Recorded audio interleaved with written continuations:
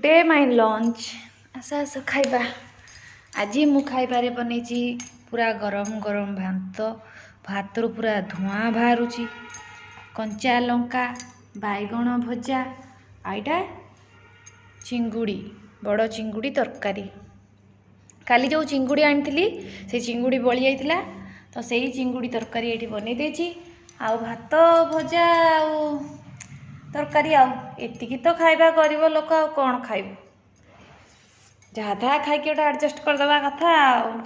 चलो खाऊची आउ टेस्ट करके कहूँ केमती लगुच। बापरे भात एते गरम को तरकारी एते गरम जे कहले होनी, पूरा सब जिनस धुआं बाहर।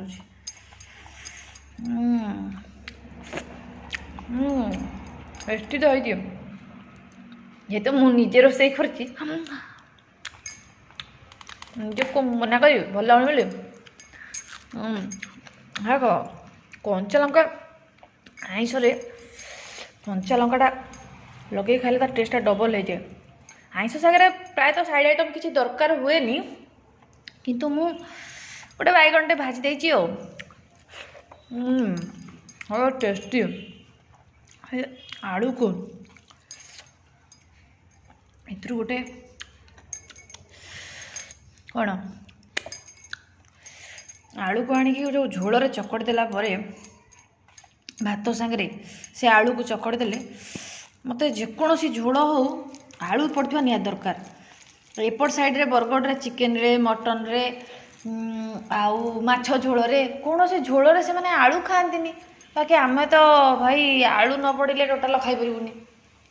चिकेन मटन रे आलू पकेले कहते हे चिकेन मटन झोल रे आलू पकाउछ। अरे चिकेन मटन झोल रे आलू पड़बन तो कौन से आलू को आनिक सिना भात रे आउ झोल मिसई चकड़ी देले तार मजाटा डबल हो जाए। साड़ को चिकेन जहाँ लागू न लागू किंतु झोल सांगे मत भाई आलू दरकार। चिकेन कम देले चलिबो, मटन कम हेले चलिबो, बाकी आलूटा मोर टे बेसी। देखुन ए झोल रे भी चिंगुड़ी झोल रे केते आलू पकई, बहुत आलू। मोर आलू थे ये रखिदे पुणी रात खाई जी ड्यूटी। Bye bye friend.